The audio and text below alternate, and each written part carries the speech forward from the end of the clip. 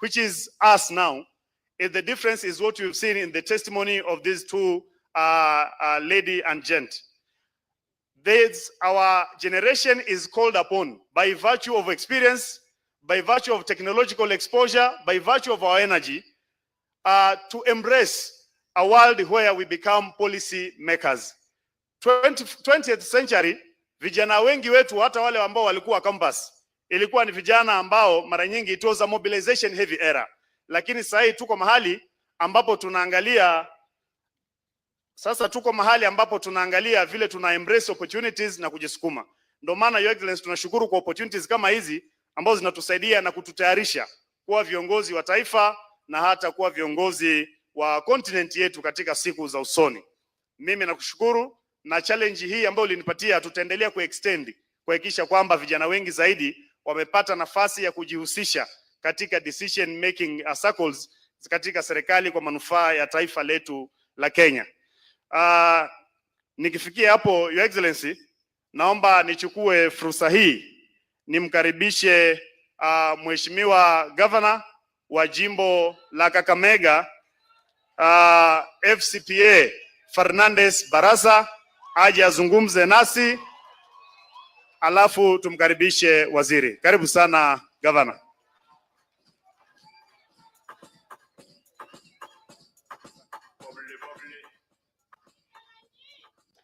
Asante. Rais wetu wa Jamhuri ya Kenya, Mheshimiwa William Samoei Ruto, mawaziri wote ambao wamefika siku ya leo, wabunge wote, itifaki zote zikizingatiwa, hamjambo? Vijana hoi! Asante. Kwanza kabisa, Mheshimiwa Rais, niruhusu nitambue viongozi ambao wako hapa, kwa sababu serikali yako hapa Kakamega tuko na viongozi mbalimbali. Kwanza ningeanza kumtambua Vice Chancellor wa Chuo Kikuu cha Masinde Muliro ambaye ako hapa, Professor Solomon Shibairo. Punga mkono Professor. Makofi kwa Professor. Asante. Pia tuko na mwenyekiti wa Chuo Kikuu cha Masinde Muliro ambaye ni Daktari Pamela CTNA. Makofi kwake. Asante. Tuko hapa pia na viongozi mbalimbali, ikianza na mbunge wetu wa Navaholo, Mheshimiwa Emmanuel Wangwe. Makofi kwake. Tuko na Mheshimiwa wa Isero, Mheshimiwa Christopher Aseka. Makofi kwake. Tuko na mama women rep wetu wa Kakamega, Mheshimiwa Elsie Muhanda. Makofi kwake. Tuko na Mheshimiwa wa Ikolomani, Bernard Shinari. Makofi kwake. Tuko na Mheshimiwa ambaye ndio landlord wetu wa hapa Lurambi, Mheshimiwa Titus Hamala. Makofi kwake. Tuko na Mheshimiwa wa Lugari Nabii Nabwera, anajulikana kama 5G. Makofi kwake. Tuko na Mheshimiwa wa Matungu, Mheshimiwa Peter Oscar Nabulindo. Makofi kwake. Pia tuko na Speaker wetu wa County Assembly ya Kakamega, anaitwa James Namati. Makofi kwake.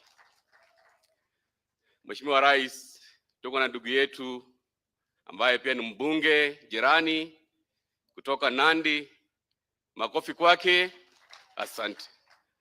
Najua itifaki nyingine waziri wetu wa masuala ya vijana atachukulia pale. Mheshimiwa Rais, kwanza kabisa mimi nachukua fursa hii kukaribisha Kakamega. Vile unajua Kakamega sisi ni mashemeji na tunakupenda sana. Ndiposa vijana leo wamesema lazima siku ya kimataifa ya vijana wajumuike na wewe kusherekea. Makofi kwa Rais. Nashukuru sana pia vile umetenga muda wako kuamua kwamba siku ya kimataifa ya vijana utasherekea Kakamega. na vijana wa Kakamega wamesema ya kwamba watatembea na wewe. Tunashukuru sana Mheshimiwa Rais kwa shughuli ambayo unafanya kuhakikisha vijana wetu wamepata ajira, na pia hapa Kakamega pia tunatilia mkazo masuala ya vijana. Tulikuwa hapa na mkutano wa vijana na PS Fikirini mwezi uliopita, na hiyo ndio njia ambayo tumesema ya kwamba lazima tuhusishe vijana katika shughuli ya maendeleo. Tunatambua ya kwamba vijana ndio wengi sana. Over 70% of the Kenyan population ni vijana. Nao ndio uti wa mgongo wa taifa letu. Lazima masuala yetu tutulie vijana katika shughuli zetu. Mheshimiwa Rais, nashukuru sana. Tuko na programs nyingi sana hapa Kakamega ambazo tunashirikiana na serikali yako, ikiwemo kiwanja chetu cha Buhungu Stadium. Ukienda hapo sasa hivi tushaweka carpet ili michezo za Afrika Mashariki ambazo zinaanza siku ya Alhamisi on 14th. Tutakuwa hapa na michezo ya Fiesta for the next 10 days. Tutakaribisha mataifa 8 hapa Kakamega. Na hiyo ni kwa sababu sisi tunatilia mkazo shughuli ya michezo. Mheshimiwa Rais, pia nashukuru sana hiyo kazi ambayo tunashirikiana katika ile program ya level 6. Hivi sasa jeshi wameingia pale. Tumekuwa na PS wako Mheshimiwa Patrick Mariro, na hiyo kazi in the next 6 months itakamilika. Na hiyo ni shughuli ambayo tunahakikisha vijana wetu watafaidika kwa sababu ya ajira itapatikana pale. Na Mheshimiwa Rais, nikimalizia, we want to appreciate you in a special way because you have unlocked what your predecessors failed to do. Mambo ya affordable housing ilikuwa ni kitendawili, but you have unlocked it. Mambo ya universal healthcare, it was a mirage during the previous administration. You have unlocked it. Mambo ya kuandaa michuano ya CHAN na African Cup of Nations. Nakumbuka mwaka 2018 we were supposed to host AFCON in Kenya, but we could not be ready. But because of your leadership, right now we are hosting CHAN, na pia najua mwaka 2027 we are going to host African Cup of Nations. Mheshimiwa Rais, jambo ambalo umefanya to unlock the potential of our Harambee Stars cannot go unnoticed. Tuko na talanta kwa vijana wetu. What was missing was that special recognition and motivation. Hivi sasa vijana wa Harambee Stars wakipiga mtu wanajua 1 million imeingia. Na hiyo ni kazi ambayo sisi tunashukuru kwa sababu it has never happened before. Ndiposa vijana wa Kakamega wanasema watatembea na rais mwaka 2027 kwa sababu rais wetu ni rais ambaye ni wa kusema na kutenda. Ningependa kuuliza vijana wa Kakamega, mko tayari? Mko tayari kutembea na rais? Kufanya maendeleo, kuleta stima, kujenga Buhungu, kujenga hospitali? Wacha nione wale ambao watatembea na rais. Mwisho nikisema harambee mnasema tutam. Harambee! Harambee! William Ruto, rais wetu, italanyi. Asanteni sana. Vijana wamesema watatembea na wewe bako kwa bako kwa sababu umeonyesha kwamba wewe ni rais wa kusema na kutenda. Mheshimiwa Rais, niruhusu sasa nimkaribishe waziri wa masuala ya vijana ambaye ni Mheshimiwa Salim Mvurya ili aweze kuendeleza program. Makofi kwa rais. Makofi kwa Mheshimiwa Mvurya ambaye alikuwa governor wa Kwale, sasa ni waziri. Makofi kwake. Karibu sana waziri.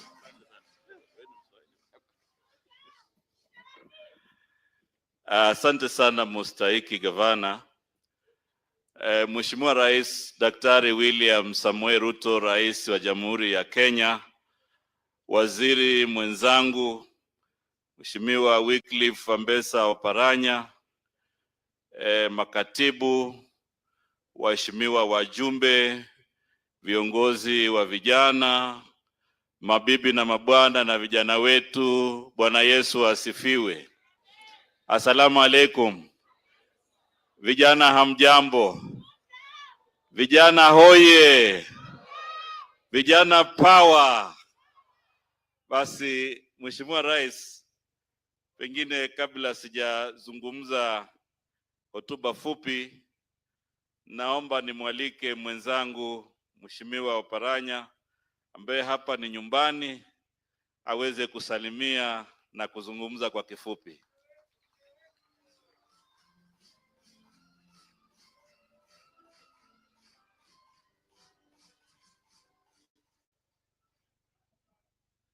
Vijana oye! Naona vijana mmekuja kwa wingi.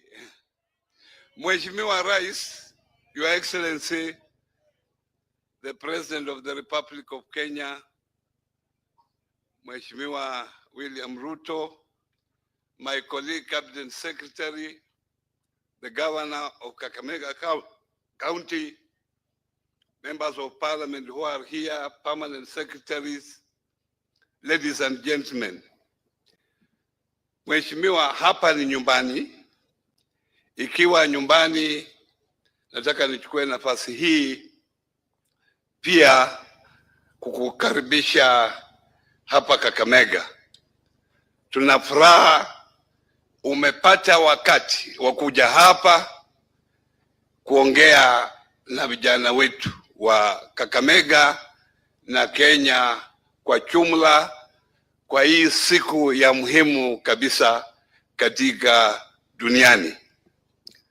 Mimi mwenyewe ninashukuru wewe binafsi ile kazi unafanya kuona ya kwamba vijana wetu wana kitu ya kufanya.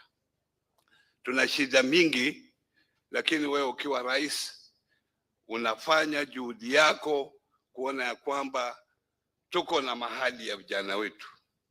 I want to appreciate that, and to the young people who are here. This is an opportunity for you. Take the opportunity that comes your way very seriously, because it will never come again. Being a youth is a transition. You have 17 years to transit from youthful to the other age bracket. And this is your time to build your foundation as you transit as a youth. There are so many opportunities in government, many opportunities that the president has created for the youthful people. So take it seriously, and if you take it seriously, it will help you as a person, it will help you as a community, and it will help us as a country. Otherwise, I'm very grateful for Your Excellency coming. Asante sana. Asante sana waziri. Vijana hoye! Vijana hoye! Basi Mheshimiwa Rais, mabibi na mabwana, leo ni siku muhimu sana. Nataka kwanza nianze kukushukuru Mheshimiwa Rais kwa sababu ya muda wako kuweza kujumuika na vijana wa Kenya katika kuadhimisha kilele cha siku ya vijana ya kimataifa. Na pia tuwashukuru uongozi wa chuo hiki cha Masinde Muliro kwa kuwa wazi wakati wote. Wakati tunaandaa mikutano ya vijana, usimamizi wa chuo hiki umekuwa wazi kuweza kuwaunga mkono vijana wa Kenya ili kuweza kuhakikisha tunapata nafasi ya kuweza kuzungumza na kushirikiana. Mheshimiwa Rais, niseme kwamba wewe mwenyewe binafsi kwa uongozi wako na katika mpango wako wa kitaifa umeweza kuweka fursa nyingi ambazo zinawalenga vijana wetu. Tukielewa kwamba masuala mengi ya vijana sio mapya, yamekuweko hapo awali, lakini Mheshimiwa Rais, kwa sababu ya fursa nyingi ambazo umeziweka ndani ya serikali, umeweza kutuongoza katika Kenya kuweza kuwa na ubunifu wa suluhisho ya masuala na changamoto za vijana. Mheshimiwa Rais, wakati tuko hapa kwa kilele ya shughuli hii, mimi naomba tu kukuhakikishia kwamba wiki hii yote imekuwa wiki ya hamasa Kenya nzima, kwa sababu wakati ambao serikali imebuni fursa, ni muhimu hiyo fursa iunganishwe na ndoto ya vijana. Kwa hivyo, what we are saying, Your Excellency, is that your leadership has been able to create and to innovate various strategic opportunities for the young people of our country. We are aware that most of the challenges that our young people have been facing are historical. Your leadership has created an enabling environment to provide strategic solutions and opportunities for the youth of our country. However, for those opportunities to be beneficial, we need to have proactivity within the youth population so that they can proactively connect with the opportunities that exist. And that is why, Your Excellency, this week has been very important for us, because we have provided a window of opportunity for interaction and to connect the young people of our country. As a ministry, Your Excellency, we had also innovatively started a program called Wazo, where we bring summit of youth and stakeholders of government and agencies to be able to communicate what opportunities exist within the agencies so that youth can make their connection. Your Excellency, the youth of our country are very progressive, they are very transformative, and for us, we don't view them as a crisis, but we view them as people who are creative, innovative, and they can really participate in building our country. And as we do that, Your Excellency, we know that the government has many opportunities, which some of them will be discussed here.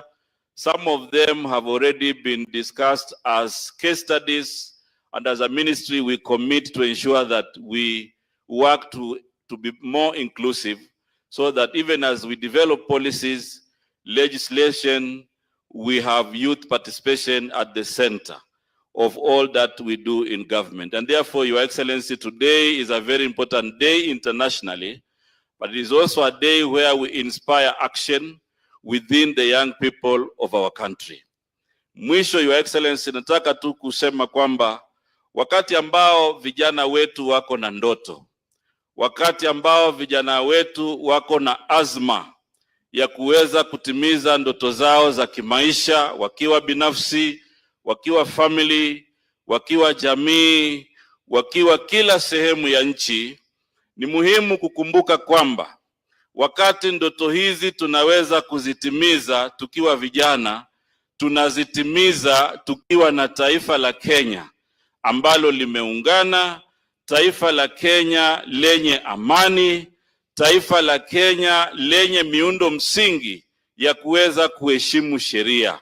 Ni katika mazingira hayo ndio vijana wanaweza kufaulu. Haiwezekani kwa mtu yoyote kufaulu kwa ndoto zake za kimaisha katika mazingira ya fujo, katika mazingira ya kejeli, katika mazingira ambayo pia hayawezi kuruhusu sheria ya Kenya. Kwa hivyo tunavyoenda mbele, tunataka kusema kwamba fursa zitakuweko, fursa zitaendelea, vijana watashirikishwa, vijana tutazidi kuzungumza, lakini la msingi tuwe na nafasi ya kuwa na Kenya iliyo na amani, tuwe na nafasi ya Kenya ambayo inaweza kupata heshima katika dunia na katika Afrika. Na Mheshimiwa Rais, uongozi wako umeonyesha dhahiri kwamba sio tu mazungumzo ya changamoto na shida za vijana, lakini mazungumzo ya kupata suluhu. Suluhu zingine zinaweza kuwa zitachangiwa na vijana wenyewe. Suluhu zingine zitakuwa za ubunifu. Na ndio maana Mheshimiwa Rais, uongozi wako kutoka nchi yetu iweze kujinyakulia uhuru, umeleta uongozi ambao una ubunifu katika kusuluhisha changamoto za Wakenya. Ni muhimu sasa Wakenya wote tuweze kukuunga mkono, tuweze kuunga mkono rais wetu, ili wakati anakuwa mbunifu kusuluhisha matatizo ya maendeleo na ya kijamii, tuwe na hali ambayo tunamuunga mkono, kwa sababu jambo la kuhakikisha kwamba tunabadilisha yaliyokuweko ni safari ambayo inahitaji ushirikiano mkubwa. Nimeona Fikirini amezungumza wale vijana wa 20th century na vijana wa 21st century. Unajua Mheshimiwa Rais, kuna vijana pia waliostaafu. Kama mimi sasa nilikuwa kijana, sasa nimestaafu. Na wengi wameketi hapa walikuwa vijana, sasa wamestaafu. Hiyo inamaanisha ujana ni mpito. Kwa hivyo wakati unapata nafasi ya kuwa kijana sasa, itumie nafasi hiyo vizuri, kwa sababu dunia hii imejaa watu walio na umbea na fitina. Imejaa wengine ambao wakati ndoto yake haitimii, anatafuta kijana ili amsaidie kutimiza ndoto yake. Hata nimeona saa ingine wanasiasa wanakosa dira, wanakosa mtandao, sasa wao wanatumia vijana kulete fujo. Nyinyi vijana mjue kwamba wakati unatumiwa na mwanasiasa au mwingine yoyote kuleta fujo, ujue wewe hautafuti ndoto yako katika fujo. Wewe unamsaidia mwingine kutafuta ndoto yake. Those people who incite our youth to violence, most of them have already arrived at their career. They have already arrived at their destination. Let us not allow the energy of young people, the innovation of young people, to be used by few people to create divisions among our country, to create disharmony, to create violence, because in an environment of violence, we cannot have prosperity. We cannot have our youth to realize their potential in an environment where there's lawlessness, in an environment where violence is encouraged. And therefore, Your Excellency, as a ministry, we are ready to engage the youth.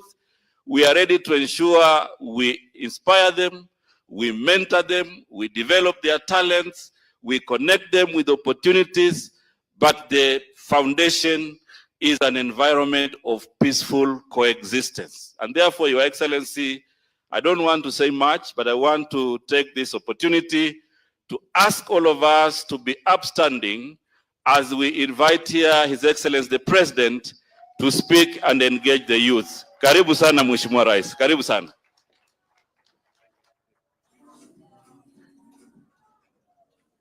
Asanteni sana, tafadhali mnaweza keti chini. Thank you very much.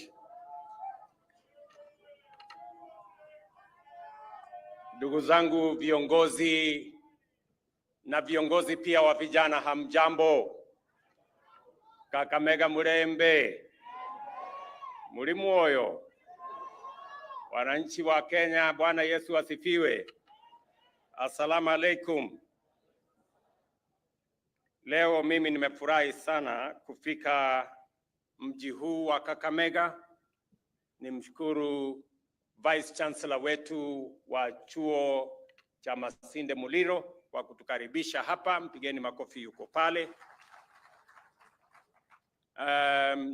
Niwashukuru pia wizara yetu wakiungana na county government ya hapa Kakamega kwa kupanga hafla hii, a very important occasion for us as a nation, that we are very proud of our young people. their knowledge, their energy, their innovation, their expertise. And today we come here to celebrate the International Young People's Day. The single most decisive force that will shape Kenya's destiny is not oil, is not gold, or any other natural resource. It is the young people. For generations, young people have been referred to the leaders of tomorrow. But our youth are the builders of today, the architects of the future, and the driving engine powering Kenya's rise to greatness. I have seen it in many places. I have seen it with the Harambee Stars.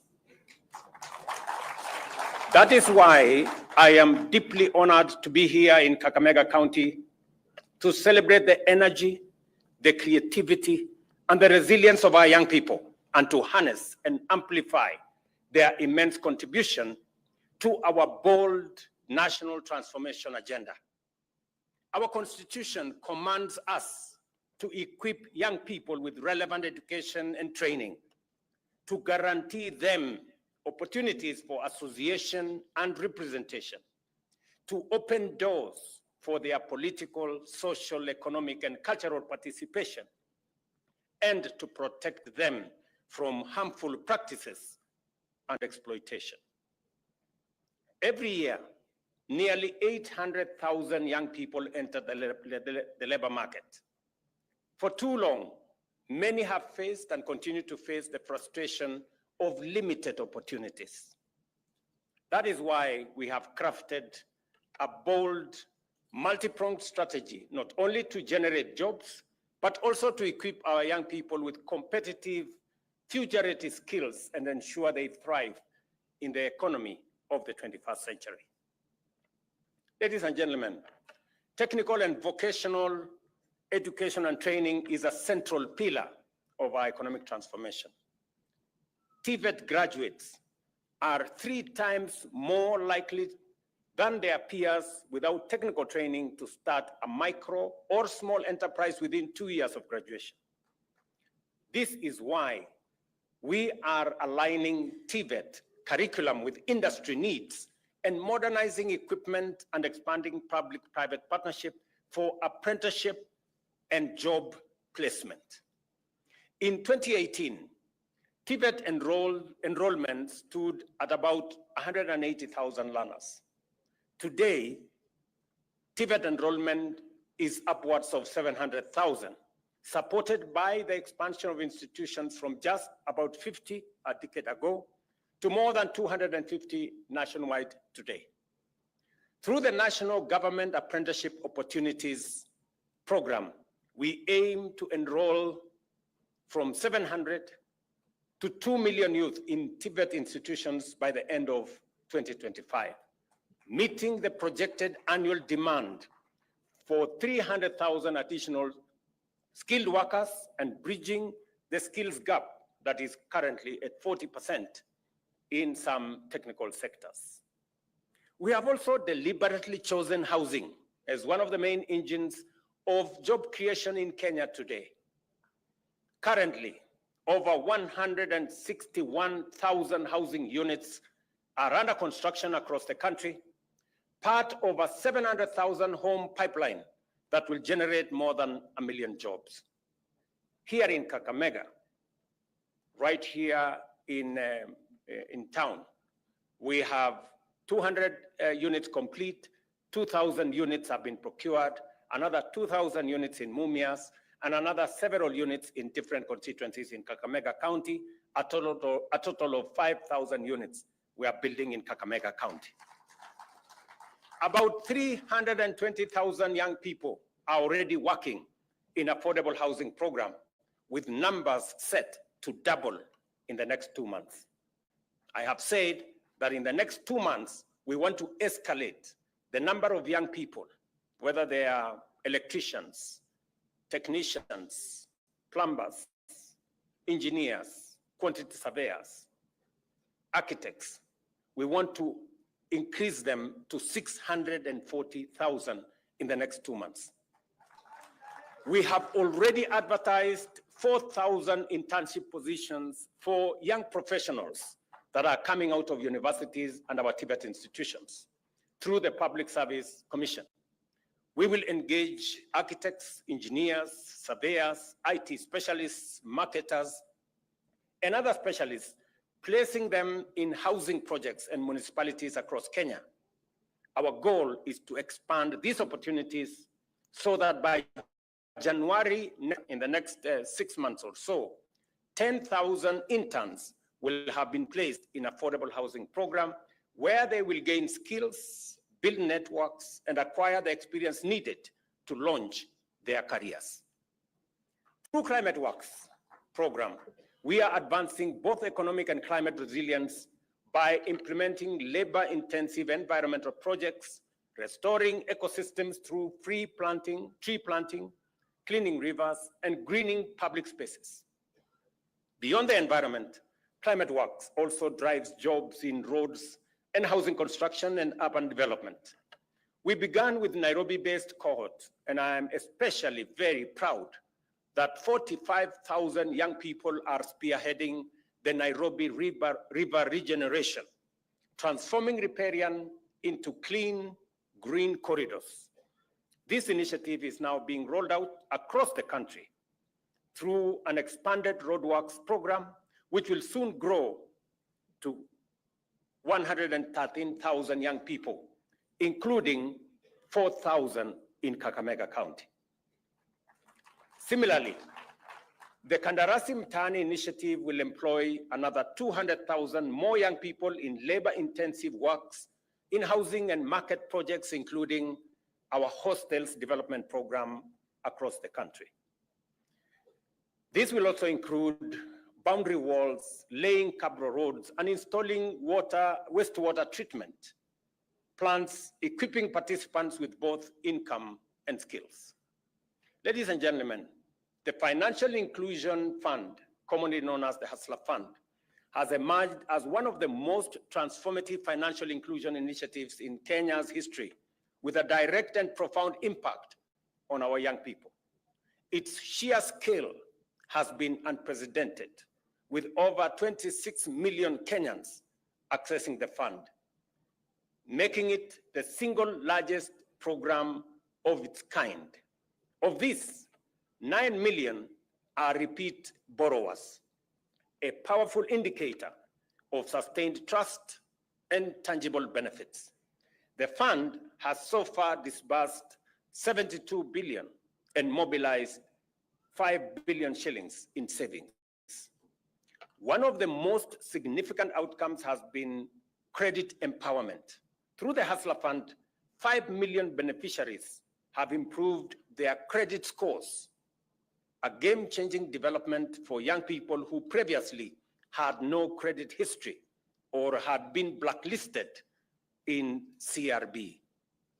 Many are now eligible for larger credit-rated loans of up to 150,000, enabling them to invest in stocks, equipment, or business expansion.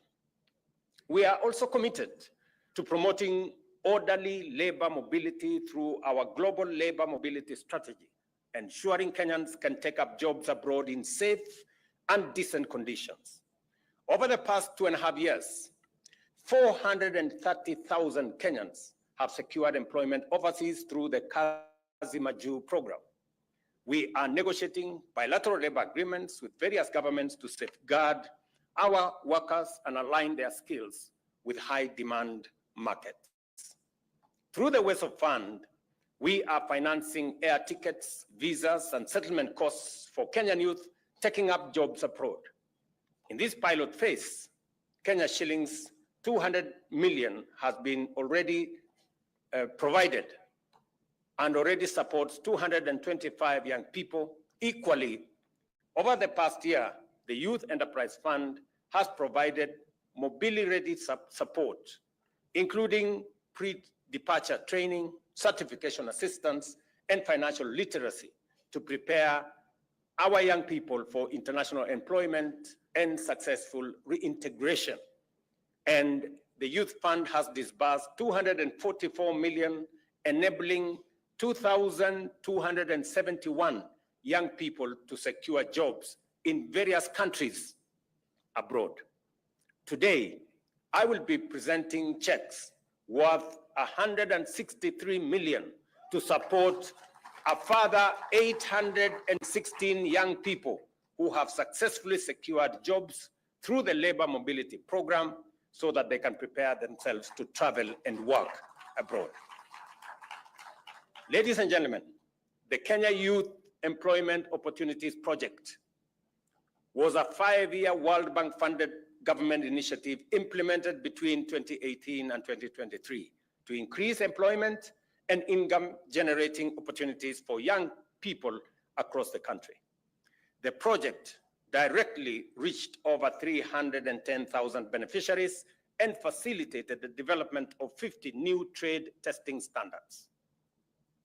Many of these young people have gone on to create jobs and earn sustainable incomes through enterprise establishment with the project's support.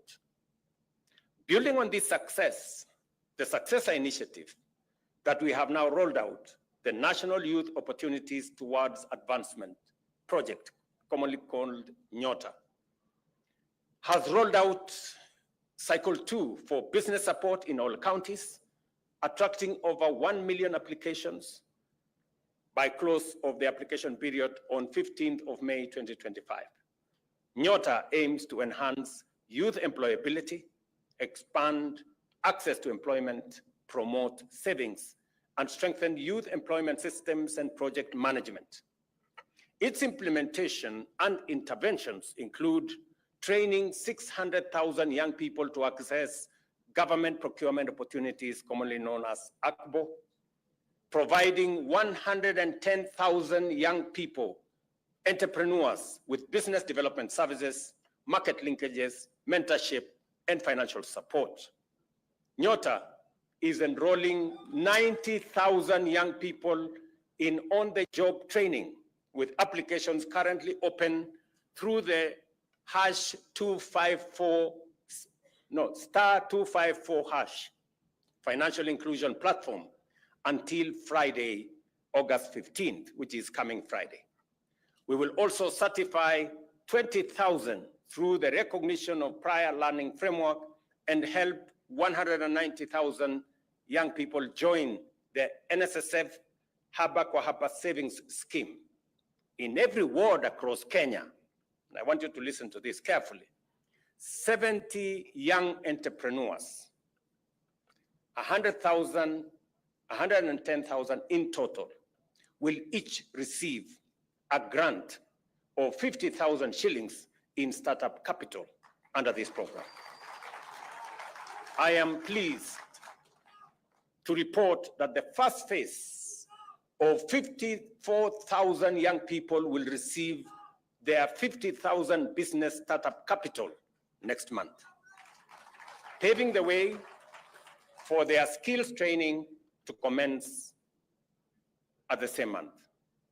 Our Kenya Jobs and Economic Transformation Project, worth 20 billion, is also poised to support 42,000 enterprises, 600 business clusters, providing financing and facilities to scale up youth-led ventures.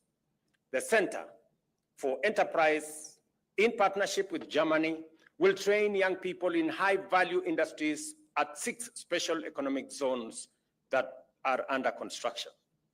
To further support youth-led enterprises, we shall, before the end of this financial year, launch the Youth Enterprise Investment Bank, capitalized at 9.75 billion to provide financing, credit guarantees, and capacity building for young people in enterprise. On the digital front, our digital superhighway agenda has reshaped Kenya's economy, placing technology, innovation, and youth at its core. We have expanded digital infrastructure by over 24,000 kilometers of fiber, linking urban centers to remote villages. In 2022, public Wi-Fi hotspots were rare. Today, 1,494 free public access points empower traders, students, and innovators across Kenya. Through the completion of the 316 digital hubs and the ongoing construction of 404 more ICT hubs, we are equipping young Kenyans with the skills to thrive in a rapidly changing world with digital jobs. Over 1.9 million youth have been trained in digital literacy, with nearly 300,000 securing digital jobs across through Ajira, Jitume, and BPO services. Ladies and gentlemen, these programs form the engine of a youth-powered economy. They are the pipelines of opportunity and demonstrate our unwavering belief that when our youth rise, Kenya rises. With determination, hard work, and focus, we can indeed realize our overarching objective of creating at least 1.2 million jobs annually. Let me stop here because I want an engagement with the young people. I did ask the organizers that maybe we should have a fireside chat here, or maybe an engagement, because I want to listen to some of the young people in this audience have to say. And I want to answer some of their pressing questions. And I want to engage so that we can take our country forward. We want to have an informed conversation.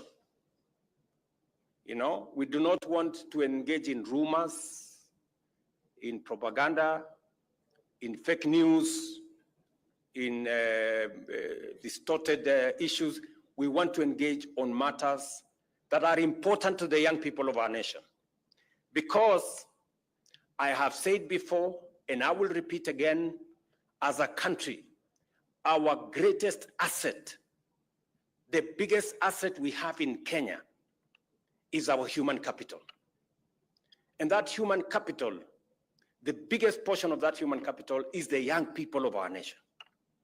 If we are to succeed as a country, we can only succeed if we bring on board the largest sector of our society, the people with the energy, with the innovation, with the talents, with the expertise, with the knowledge, the young people of our nation.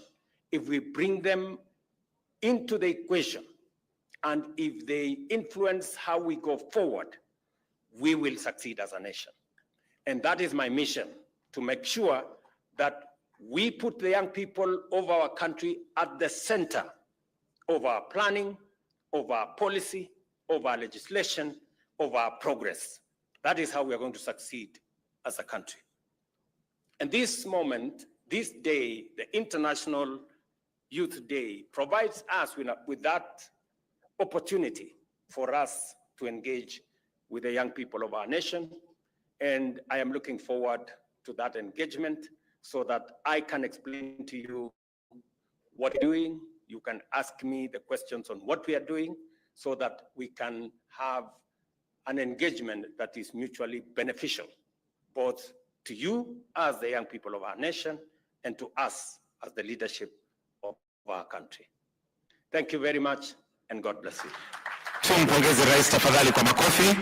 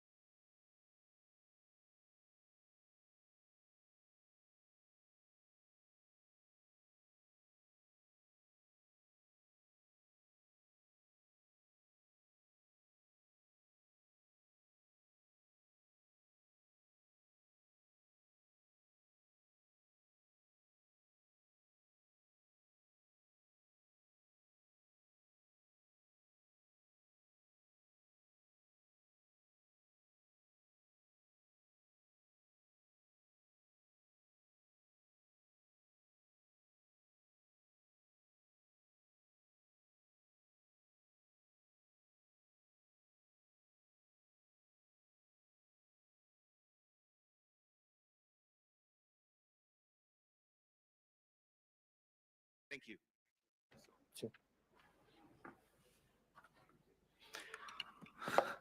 Thank you. Thank you, Your Excellency, for this opportunity. Vijana mko? Nataka nione vijana power. Asante sana. So, Mheshimiwa Rais ameamua kutupanga. Amesema sasa mara nyingi nyinyi mmesikia wadosi wakisema kwenu. Sasa leo anataka nyinyi nanyi mseme na yeye. Yeah. Okay, Let me welcome, start so that you know what I want us to discuss about, and you can ask me whatever questions you have. Are we together? Muko tayari na maswali? Let me start. Let me say the following. Today is International Youth Day, siku ya vijana. The United Nations set aside this day so that we can celebrate the young people globally. And we use this occasion to celebrate the young people in Kenya. And let me say that, as I said in my statement, the single most important asset that we have as a nation is the young people. The single most important asset is our human capital. It is much more important than any resource that we have. It is more important than gold. It's more important than all the things we can do. That is why, intentionally, I have decided that we are going to invest sufficient resources in making sure that we develop our human capital. How so? You know, if our human capital is the most important asset that we have, we must sharpen it. We must have proper knowledge. We must empower our human capital through knowledge, through training, and through skills development. And that is the reason why the first assignment that I took into consideration when I was elected president is to make sure that I sort out education in Kenya. You remember when we were campaigning, many people were asking why we should continue with CBC. Many were saying CBC should be abolished. Many were saying our universities, in fact, they were not saying. The reality is that our universities were struggling, including Masinde Muliro, because of the funding model that we had that time. And therefore, it was necessary for us to organize education. Why did I take up that responsibility? Because it's a very difficult responsibility. Because dealing with children, dealing with parents is not a very easy thing.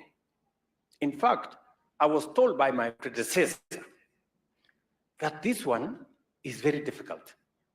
And that is why many people did not want to touch reform in the education sector.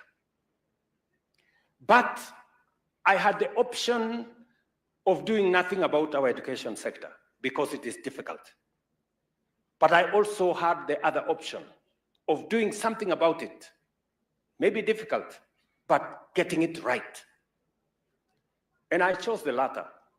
That's why I put together a task force led by Professor Munavu, put our education experts together, and they came up with a plan that we have implemented.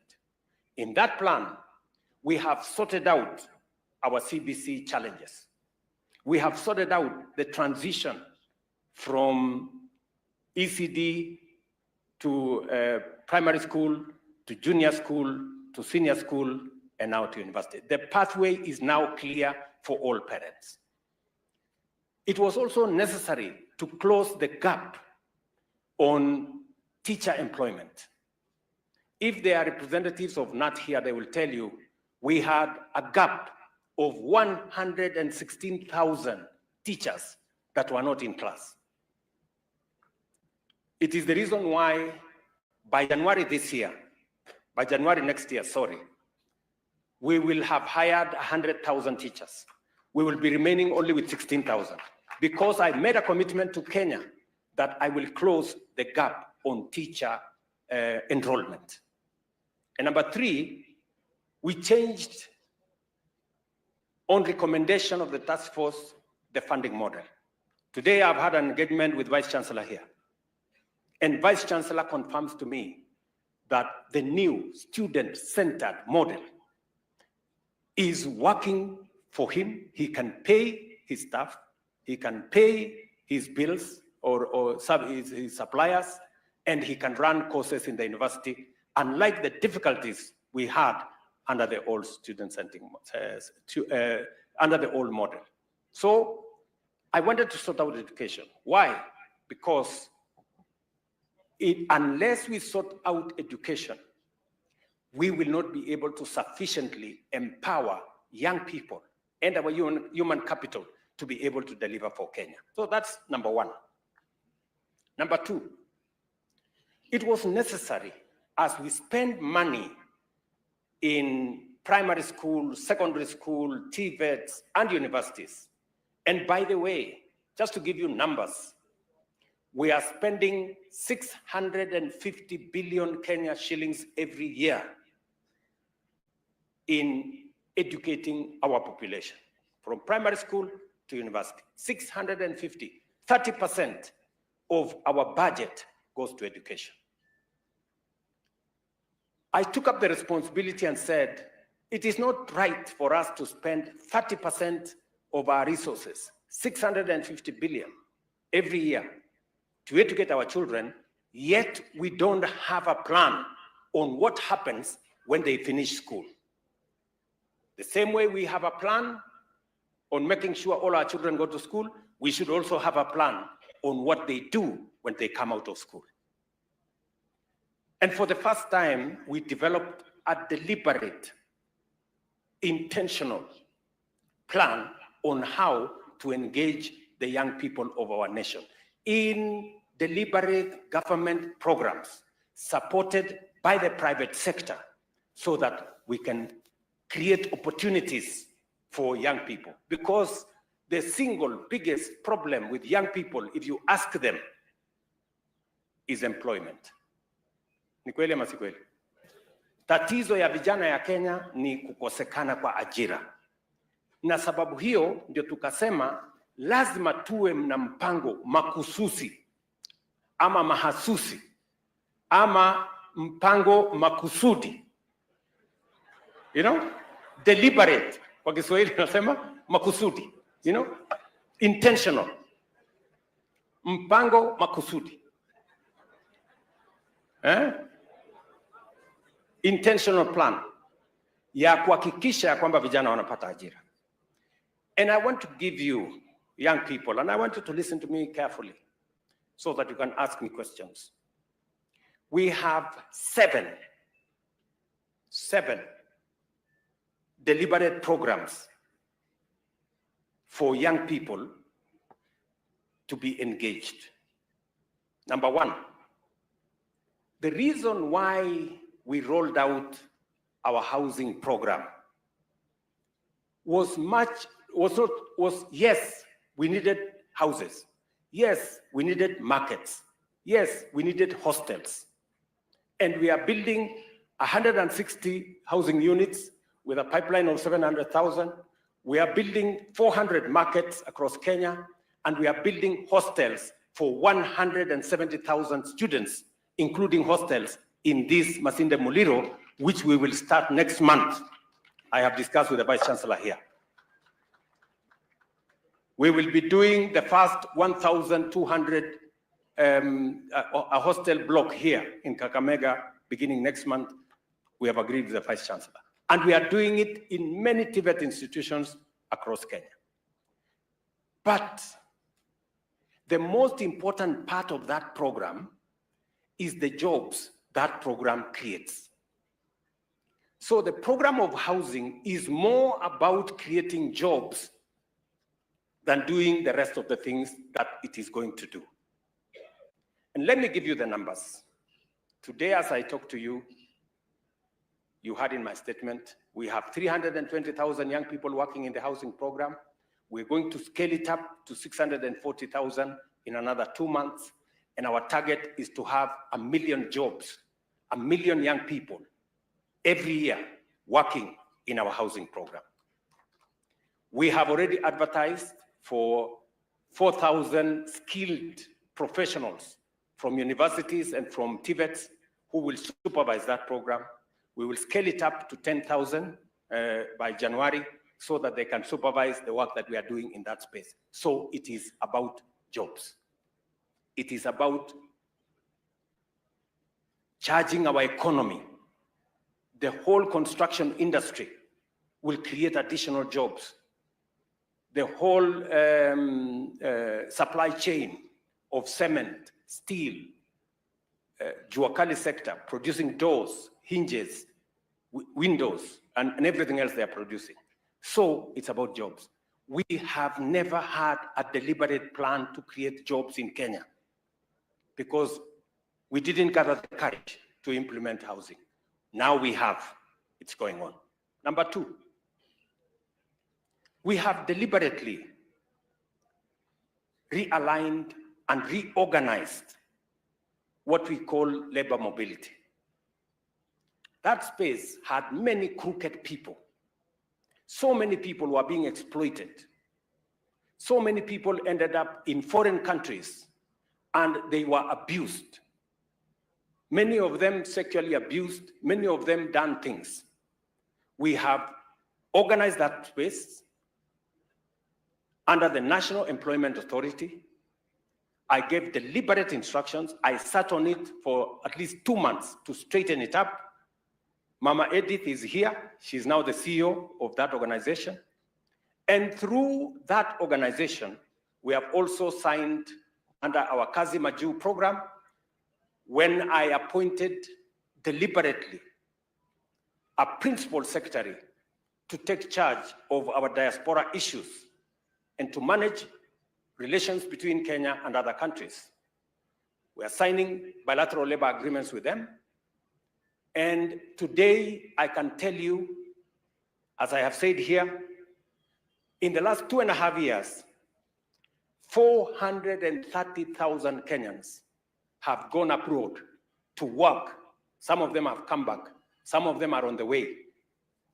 816, I will be giving them a check of 163 million today so that they can finance their way to jobs abroad. And I want to say this with clarity. The statistics we have, and I have told you, we have the best human capital anywhere in the world. If there is a job opportunity in any company in the world, and the contest is between a Kenyan and another person from another country, the Kenyan has the first opportunity because we speak very good English and our education is the best. So we have the best human capital and we must take advantage of it. We must use it to grow our country. And because of the labor mobility program, our diaspora remittance in the last 2.5 years has increased from $4 billion to $4.95 billion. Our diaspora remittance is the single largest foreign exchange earner for our country because of the young people, because of the people of Kenya who work outside our country. And that is why I took it as one of the places where it needs government to organize. I have now sufficiently organized that sector, and I can confirm to you that any Kenyan who is now going to work abroad, we know where they are going to work, what job they are going to do, how much they are going to earn, and how we are going to support them when they run into trouble in those countries. The days when Kenyans suffered outside Kenya without any government support are behind us because we now have an organized system. That is project number 2. Project number 3 is our program that I told you about on matters to do with digital jobs. We have already 330 ICT hubs ready. We have another 400 under construction. We have signed on with many BPO countries, including Teleperformer, which is the largest BPO organization in the world. They have now set up in Kenya. And we now have 180,000 young people working on the digital job ecosystem, either in our TVETs or in our ICT hubs or in our Jitume labs, because we want to create opportunities for Kenyans to work in foreign companies, but working from home. Number 4 is what I want to tell you now here. We have the program of Nyota. Na nataka munisikize sasa kwa makini. And kama uko na simu, uanze kujipanga hapo kwa simu. The Nyota program is supposed to do another 4 of our programs. Number 1, there are many young people who are Form 4 graduates. They do not have any skill. They have not had an opportunity to go to any TVET or to go to any polytechnic. They don't have any skill. We are looking for 90,000 young people as phase 1 to train them. And as we train them, we are also going to pay them a small stipend. We are going to train them for 1 year. Vijana nataka mnisikize vizuri. Enda hapo kwa *254 hash. Enda kwa Nyota. I repeat. *254 hash. Network hakuna hapa leo. Nafikiri wale watu, kuna watu wangu hapa wanazoea kuzima network. Wapi wale watu? Wewe.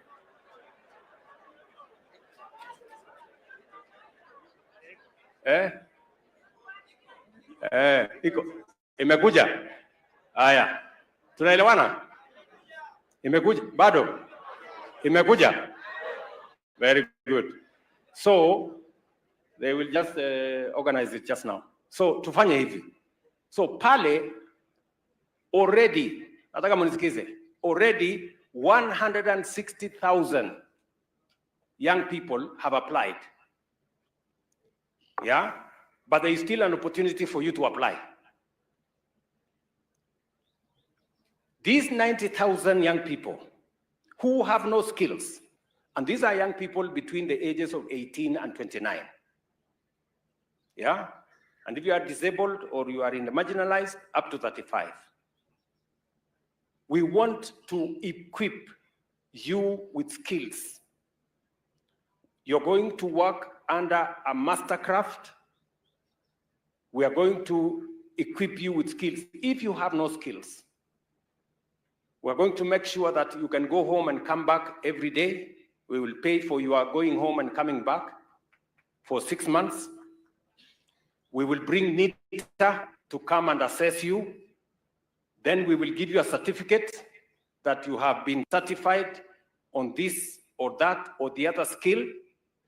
And then we are also going to give you another 6 months of apprenticeship. We're going to assign you to a job where you can learn on the job, where you can be working and improving your skills for another 6 months.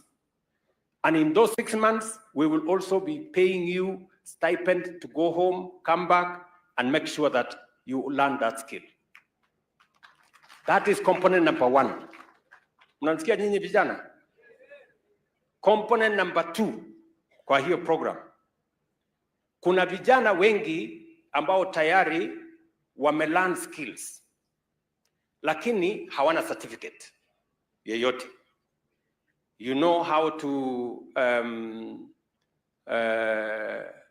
you know, for example, you are a mechanic, you are trained, or you are a plumber, you have done it, or you are an electrician, you've done it, or you are a carpenter, you have done it, but you don't have any paper to show that you have a skill.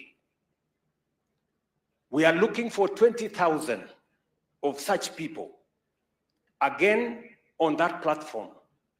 *254#. We are going to assess you. We're going to take you through a short course of 1 month. We're going to assess you, and we are going to give you a certificate, and that certificate will be paid for by the government of Kenya. And then we can now point you to opportunities that are there for you to work now that you have a paper and now that you have certification. And that certificate will also allow you to now move to the next training level. So you have an opportunity to train at the next level, but you also have an opportunity now to be hired because you have a document to show that you have a certain skill. So 20,000 young people from Kenya apply. We are ready for you, and that program is on the roll. Number 3, we have young entrepreneurs, wafanyabiashara vijana. Tunatafuta wafanyabiashara vijana 100,000, 100,000. Tayari nyinyi mnajua kwa hiyo mtandao ya *254# mumejiandikisha. Tayari vijana 1,000,000 wamejiandikisha kwa hiyo platform. We are looking for 100,000. Lakini tayari 1,000,000 wamejiandikisha. Kumaanisha we have a big pool of young people, young entrepreneurs that need support. So the first phase, as I told you, those 100,000, they are now going through the selection. Next month, with Waziri Oparanya here and Waziri Mvurya, we are going to start phase 1, the first cohort of 54,000 young people.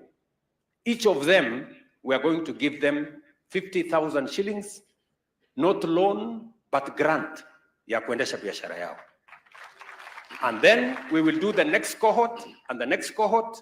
Tukimaliza 100,000, tutaketi chini tuone what is the future of this program. Ninyi mnanielewa? So vijana, there is business support where we are going to assist you with business literacy. We are going to give you capital of 50,000. We're going to link you to financial institutions, and we are going to provide mentorship for you so that we can have youth-led businesses, youth-led enterprises, and we want to make it deliberate as government of Kenya. I told you that for us to move forward, it must be deliberate, it must be intentional. Hatuwezi kusema tu vijana watapata kazi.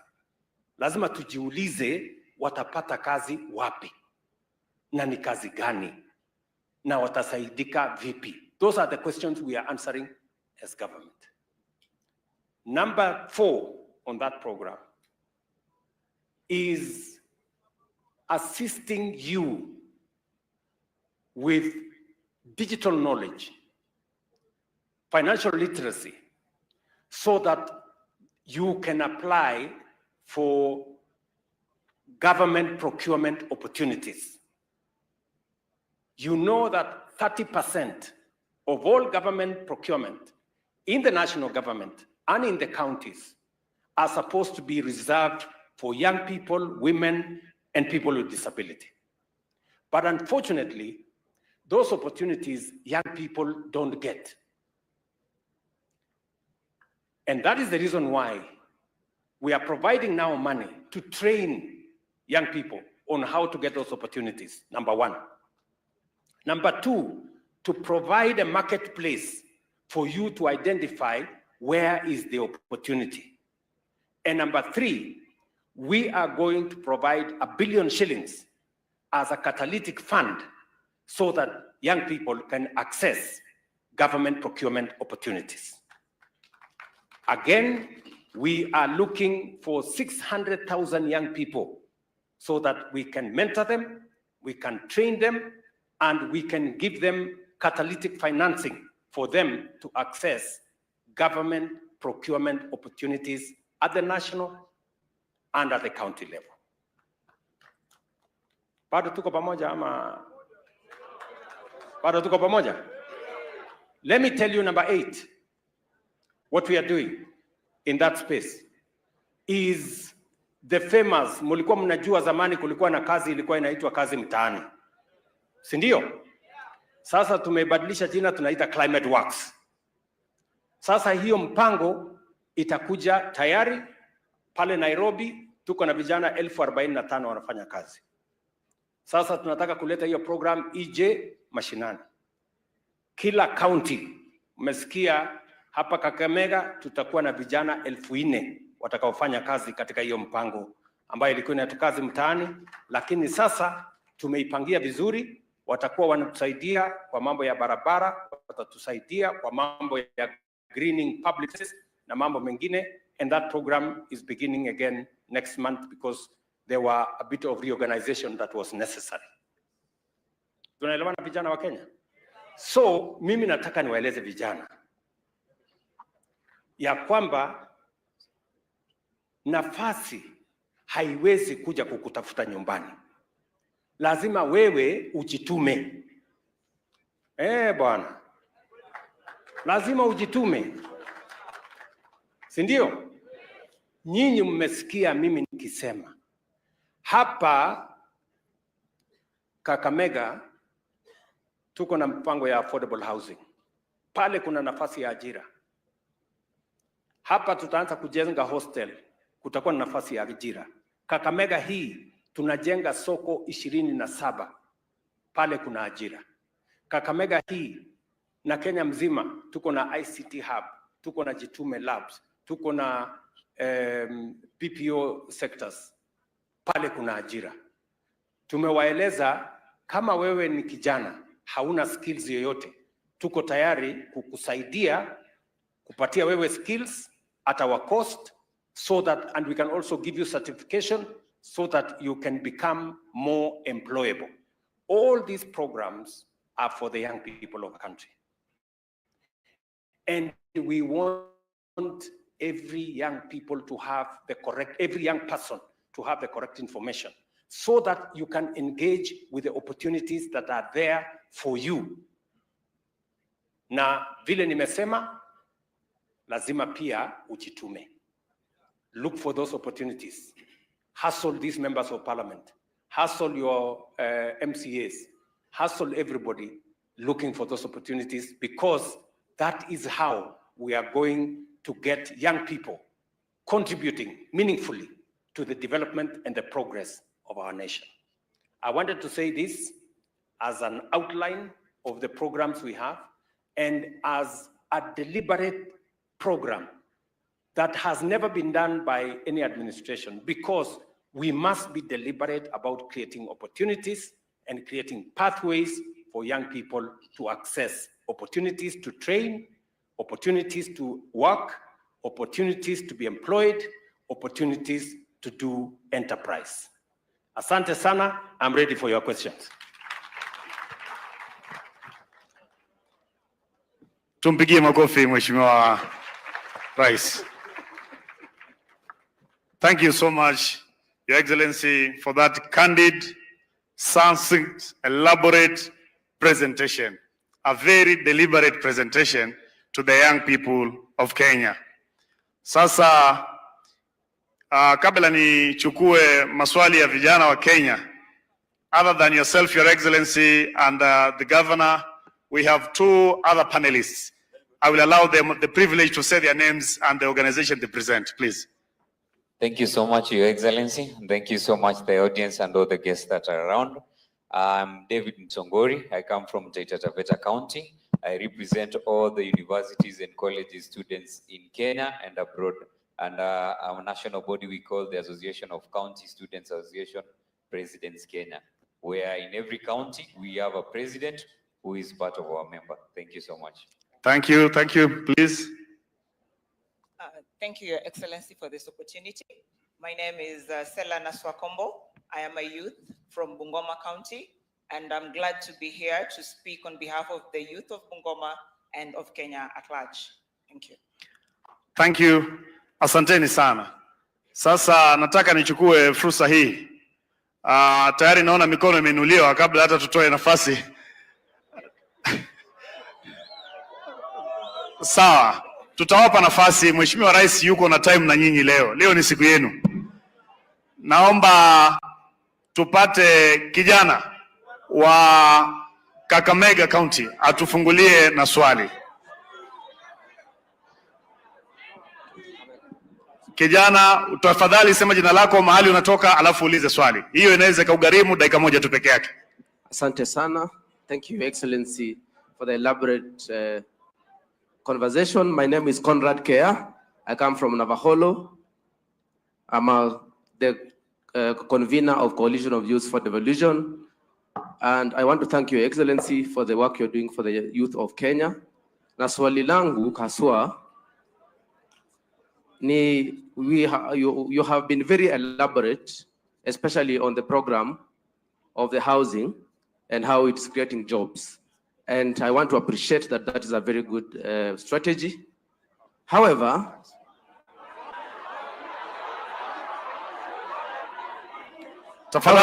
my question is, for professionals who are not in that field, like yourself and myself who did actuarial science, what is the plan of the government to ensure that we do not leave behind professionals that do not are not in the building sector, but can still benefit from the government programs? And I invite you in October for Youth Devolution Festival. Asante. Asante. Kea from Navakolo. Nafikiri baada ya kusikia swali tutarudi kwenu. Tutarudi kwenu. Sawa, that lady alikuwa anasema maneno ya agenda. Yes. Thank you so much, His Excellency. My name is Silva Julie Malaho from Bungoma County. I'm here to ask a question. As a government, you're not able to reach out to all places. So we have CBOs, CSOs, NGOs. I haven't heard you addressing anything or any funding model. For example, we reach out to young ladies, we give them reusable sanitary towels. And something that the government maybe cannot able to reach out to all those people. And you know, the future is her. And something like a period is a natural occurrence, something that has to be addressed every time and every time. So what is the government doing to ensure that something like that is addressed? Thank you. Asante, Sylvia. We will take 4 questions. So 2, we add together the first 2, and then we. Okay. Sawa, tupate swali kutoka huko nyuma. Thank you very much, Your Excellency President. My name is Musungu Nanyaha, representing Nairobi City County, and also the chairperson of Genesis Taifa Talk. My question here is, you've talked about human resource, and with the agitations that we've had with regards to the youth are agitated with matters leadership. And leadership is also an issue that regards to human resource. How are we going to ensure that the human resource are, for instance, the police and maybe some of the leaders that we have are engaging with the people, the common mwananchi, in a diplomatic way from a militant way? Like, for instance, we've had this issue where an MP from this region was planning himself to fight back to the audience that were listening to him. How are we working out on that? Thank you. Asante Msungu, naomba tupate swali moja kutoka huko nyuma. Okay. Tupate jibu, alafu tutarudi tena kwenu. Okay, I'm going to take 1 minute. My name is Lucy Wanjiro Maina from Nyandarua County, Gadanje Ward. Mine is more of a suggestion. You have said that you are taking into measures of how our youth are going to be employed. I've seen the issue of TSC. They normally roll out on yearly basis the graduates, and they have a TSC number. That way, the people who graduated earlier have more opportunities. Na hakutakuwa na ile people who are graduating this year, they are being employed as managers na watu wenye ambao wako na experience, they are missing out. So if there would be a system in such a way that in each year graduation watu wanapewa rollout number, like for instance we have University of Nairobi, Masinde Moriro, every organization, like from 2017, 2018, 2019 up to now. That way hakutakuwa na hiyo yenye if job opportunities arrive, watu wenye wali graduate kitambo wanaenda wakipeangwa hivyo. I think it will be much fair. Thank you, Lucy. Yes. Let me take these questions, and then the microphone should be taken behind there for those people sitting behind there to ask their questions. So as you take the microphone behind there, let me just respond in a way to the issues already raised. My good friend, Mr. Care, has asked about what about professionals in other fields? And that is a very perfect question. And I want to tell you, my good friend Care, that as we expand the opportunities that we have as a country, you know, there are sectors that are labor intensive. And if you want to inject what you can call a stimulus into an economy, like what happened in the US during what was called the Great Recession. Let's remain orderly, please. Just what happened, Mr. Care, in the Great Recession in the US. They invested in public facilities, roads, you know, infrastructure. That is where you have the opportunity to create many jobs.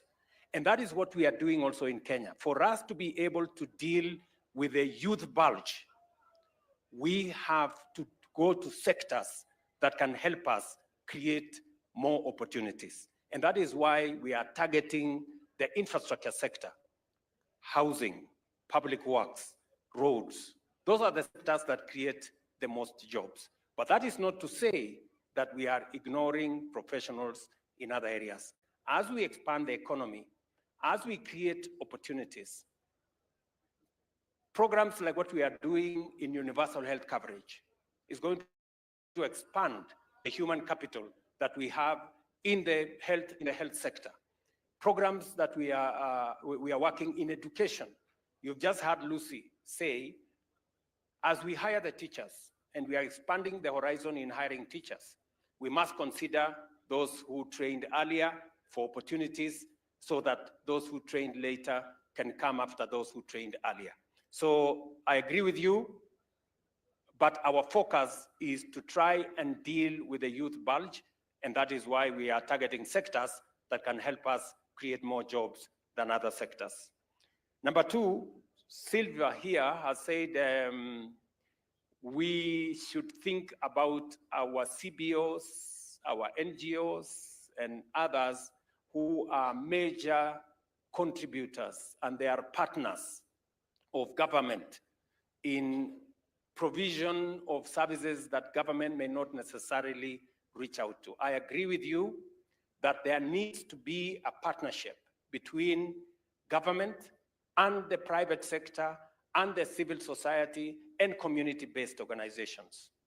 It is the reason why we have reorganized the NGO sector. We now have a new NGO law that would help for there to be greater interaction between government and the private sector. And as you notice, even in the process of working in housing, it is not government that is building the houses. It is the private sector that is building the houses. It's actually a collaboration between the private sector and government. And the private sector includes community-based organizations, civil society groups, but maybe there is room for us to improve our collaboration with community-based organizations and the civil society.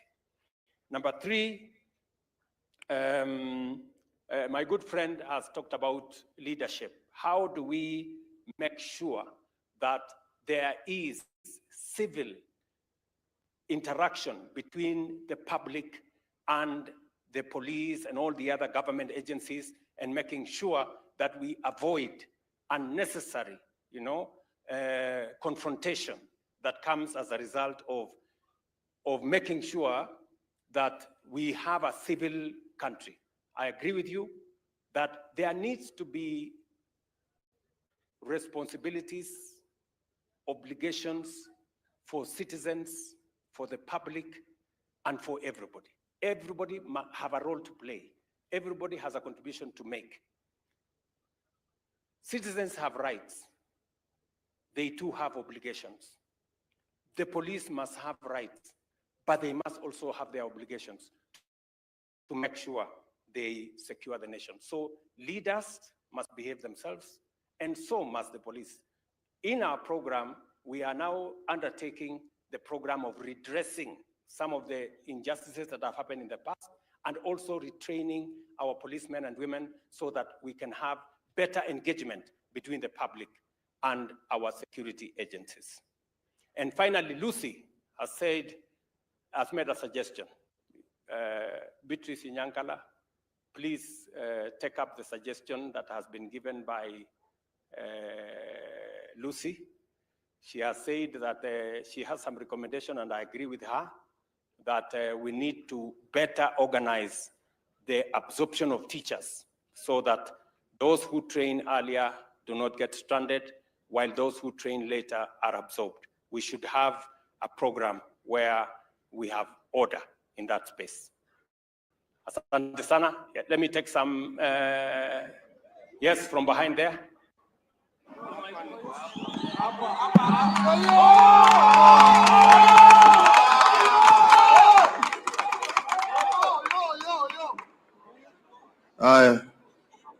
Mr. President, I have a few questions to echo. And first of all, this is the only chance I've gotten as a comrade to advise you that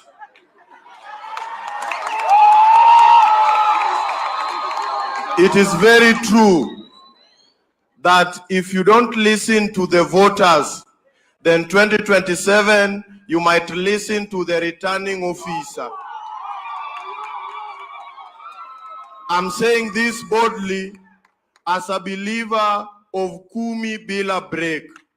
So situaribia appetite, make sure you do what the voters want so that we'll celebrate you in 2027. Direct to the question. Mr. President, in Kenya, we are doing a lot of things for formality. We come, we sit, we talk, you articulate a lot of things, then shida si wewe Bwana President, shida ni watu wako wa mkono.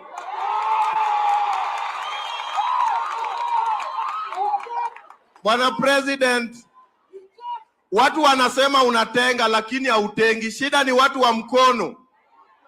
Ita watu wako wa mkono kwa ofisi na uwapange. Ya pili sir, we are having youth-driven organization across Kenya, and we are still depending on grants and funds from other counties and overseas. Yet the government is having a lot of money. We are also pleading that we can have a platform where youth-led organization can apply for grants from the Kenyan government. Wazungu wacha niongee na president. Wacha. Wewe wacha. Bwana President, pesa iko kwa serikali yetu ya Kenya, and Kenya is very rich. Wazungu wanatuona kama omba. Yet there is a lot of money from the Kenyan government. If there are youth-led organizations that are doing youth programs, mtupe hizi pesa ili youth wapate kazi at the ground level. Ya mwisho Bwana President, mimi kama the Dean of Comrades, sisi tunaona umempower sana watu wa secondary. Unawapea free food primary hapo Nairobi. Unadhani sisi comrades tumeshiba?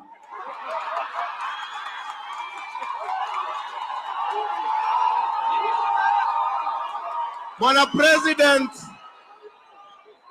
President, we are tired of dying in silence. Do something to the comrades across different universities. We are also starving. Ya mwisho kabisa, Bwana President, as I finish, I've tabled interest of everybody in this nation. It's now my turn to table my own interest because this is the last time I have.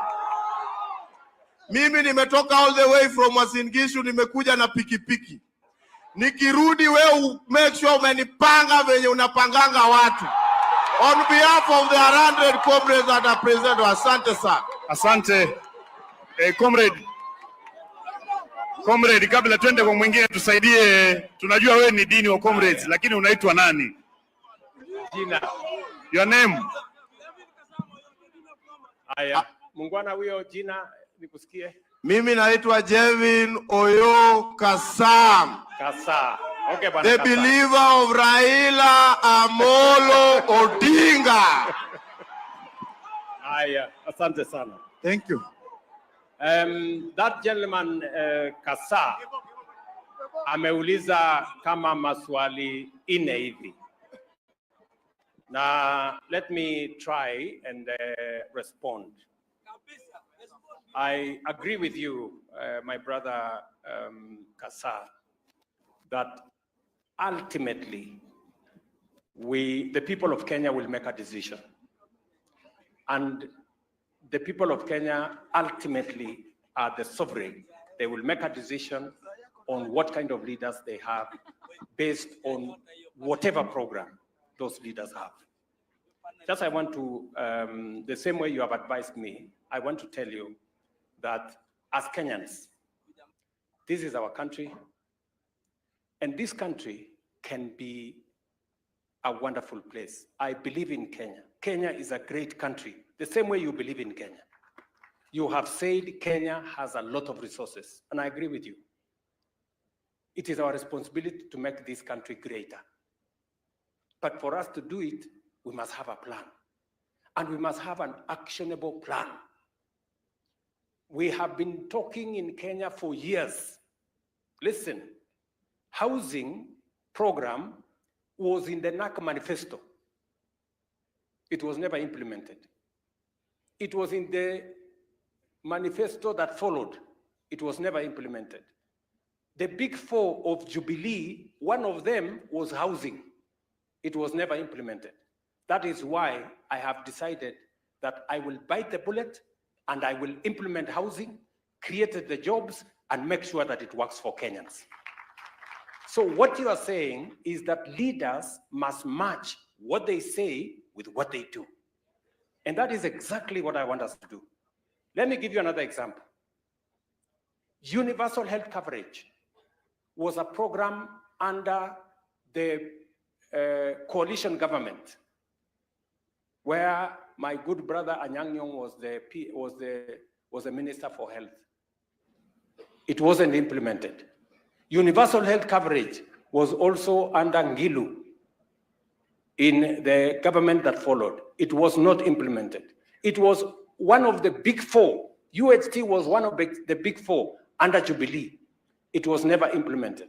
That is why I decided this time round, it is not going to be talk. It is going to be action. Today, 25 million Kenyans are registered under universal health coverage. Today, I can confirm to you that UHC is being rolled out in every constituency, in every ward in the Republic of Kenya. Again, matching word with action. And that is why I agree with you that we must get everybody to match what they say with what they do. And that is how leaders will be judged. When the time comes, judge every leader on account of their performance. What have they done? What difference have they made in Kenya? Not what community they come from, not what religion they profess, not all the other considerations, because our destination is to transform Kenya and to change our country for the better. Let me just respond to you on one matter which you said. For how long are young people or Kenyans going to apply for grants from foreign governments and foreign organizations and foreign NGOs? I agree with you. And it is the reason why we are implementing Nyota. The 50,000 shillings we are going to give as a grant for every of the 100,000 young people. In fact, we are going to spend 5 billion shillings. 50,000 for 100,000 Kenyans. That is money coming from the government of Kenya. It is not coming from an NGO.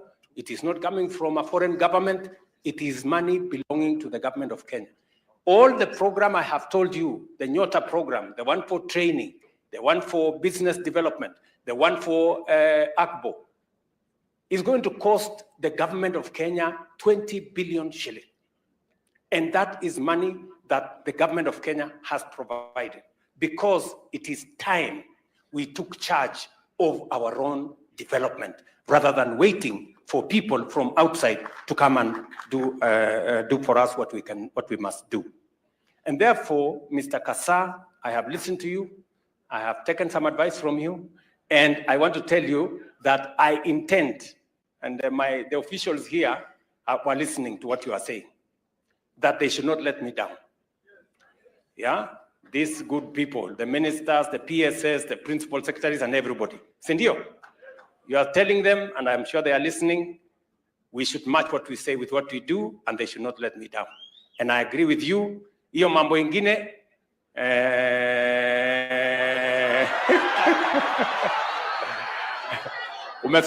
umesema umefikaje hapa na pikipiki, so unataka kurudi aje?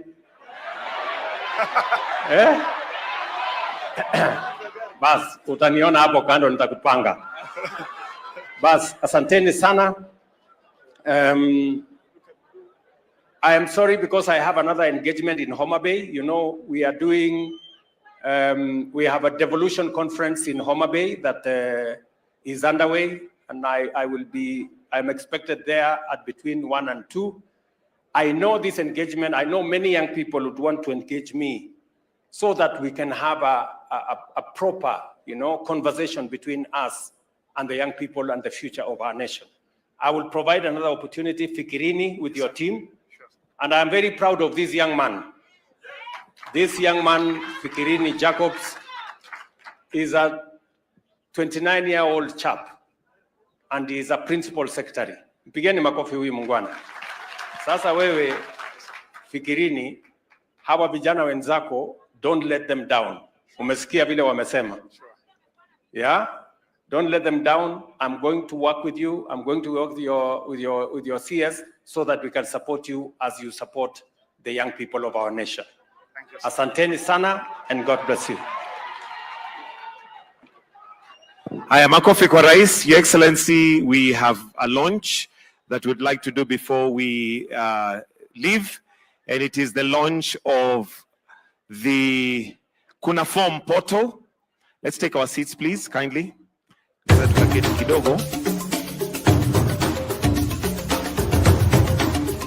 Your Excellency, sir, we have just two things to do. You are that watching is the launch Sound of the Talk Kuna Form live. portal and the issuing of check.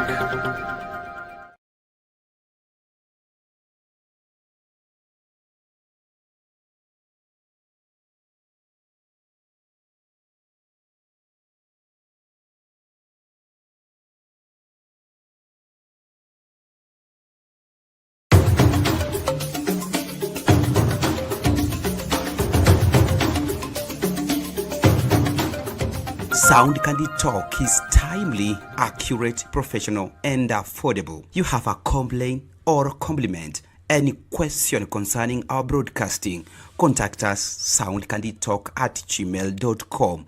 We are on Facebook, YouTube, TikTok, and X at Sound Candy Talk. Call us on 0718 45 45 85.